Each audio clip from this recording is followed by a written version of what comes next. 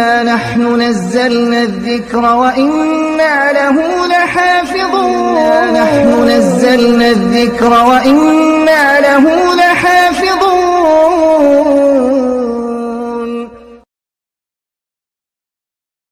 السلام عليكم ورحمة الله وبركاته. بسم الله والحمد لله والصلاة والسلام على رسول الله.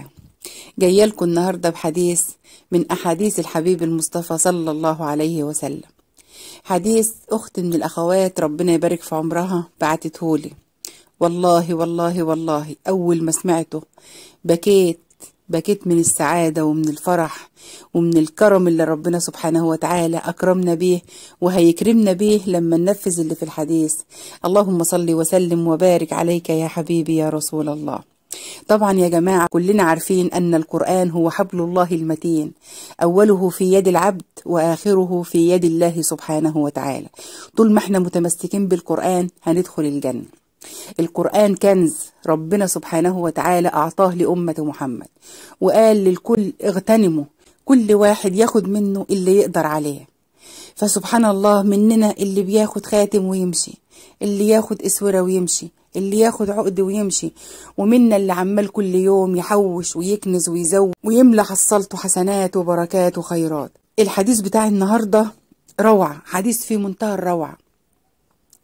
جلس النبي صلى الله عليه وسلم يوما مع أصحابه في المسجد، فقال لهم: أيكم يحب أن يغدو إلى بطحان فيرجع من هناك بناقة كوماء؟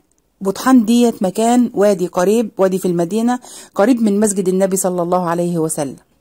والناقة الكوماء هي الناقة غالية الثمن، كانت أفخم وأعلى وأغلى أنواع النياق،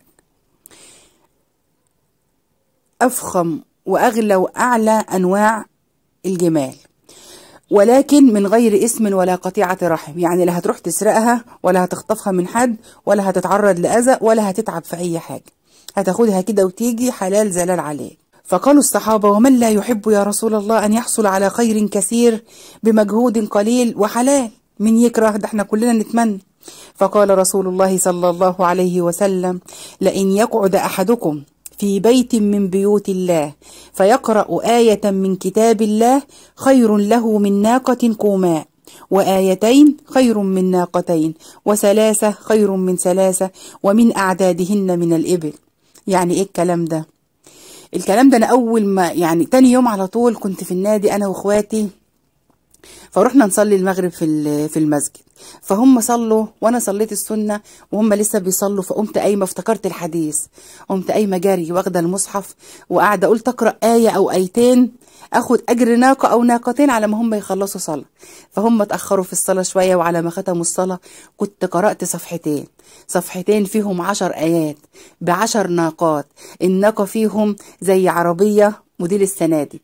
تخيلوا انت خدت حسنات قد ايه وخدت اجر قد ايه في 5 دقايق بالظبط.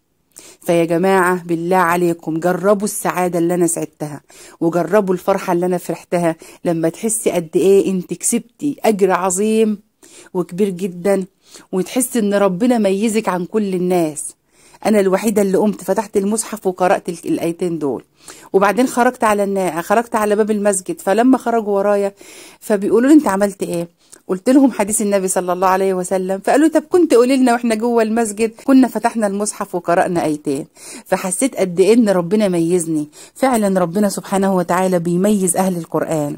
يا جماعة تلاوة القرآن عبادة، فهمك للقرآن عبادة، توفيقك للعبادة ولتلاوة القرآن دي عبادة تانية، فرحك بالقرآن نفسه في حد ذاته عبادة.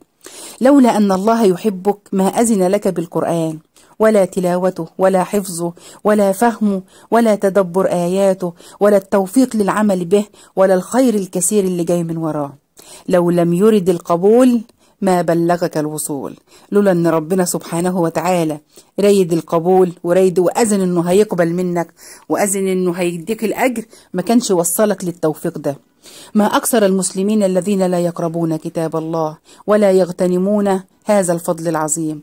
ما أكثر الهاجرون لكتاب الله الظالمون لأنفسهم، اللي هيجي النبي صلى الله عليه وسلم يوم القيامة ويقول: يا رب إن قوم اتخذوا هذا القرآن مهجورا. في ناس هجر القرآن، في ناس بعد عنه، في ناس ما بتفتحوش ولا بتبص فيه، في ناس المصاحف في بيوتها يعلوها التراب.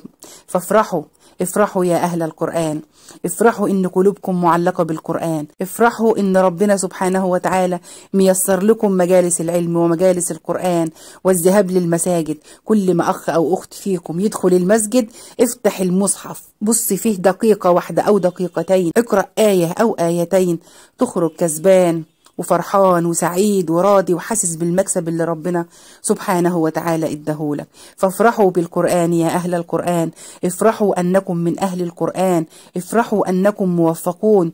إذا يسر لك الحفظ أو السماع أو التلاوة أو التدبر أو الفهم أو الخشوع أو البكاء من خشية الله عند سماع القرآن، فافرحوا، لأن سبحان الله من الذين يظلهم الله في ظله يوم لا ظل إلا ظله عين بكت من خشية الله.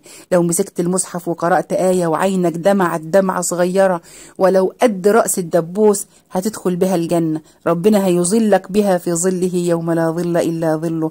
فلا بد أن تفرحوا، وحق لكم أن تفرحوا. يقول الله تعالى: فليفرحوا هو خير مما يجمعون. ويقول الله تعالى في كتابه الكريم: ثم أورثنا الكتاب الذين اصطفينا من عبادنا. الآية دي يا جماعة تنطبق على أمة محمد جميعا.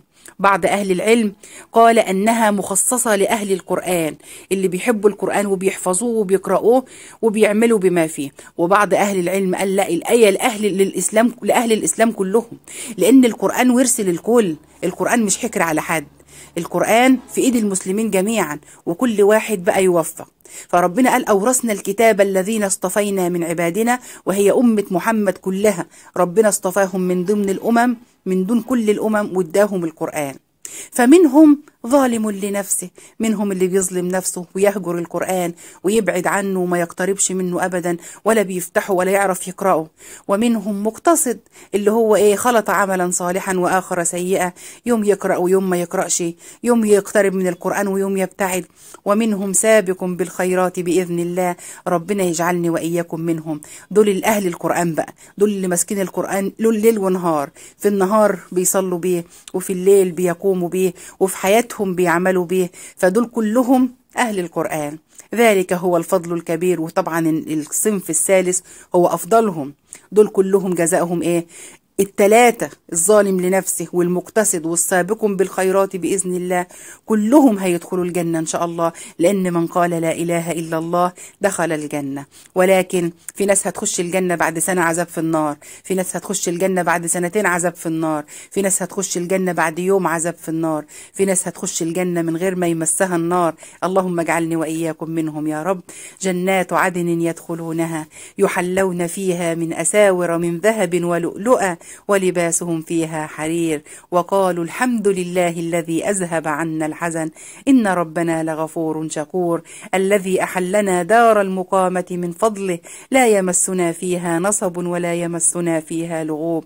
إن شاء الله يا جماعة كلنا هندخل الجنة ببركة القرآن. فافرحوا بالقرآن يا أهل القرآن. القرآن يستاهل مننا إن احنا نفرح بيه، لأنه كنز كبير ربنا سبحانه وتعالى اداهولنا، والكسبان هو اللي هيقدر يغترف منه ويملى حسنات، ويملى كتابه حسنات، ويملى حصلته بالخيرات والبركات. فأكثروا من القرآن، فإن القرآن هو حبل الله المتين، أوله في يد العبد وآخره في يد الله سبحانه وتعالى، من تمسك به وصل إلى الجنة. ربنا يجعلني وإياكم من أهل الجنة ويدخلنا الجنة من باب القرآن. فافرحوا بالقرآن يا أهل القرآن، ربنا يفرح قلوبكم بالجنة إن شاء الله.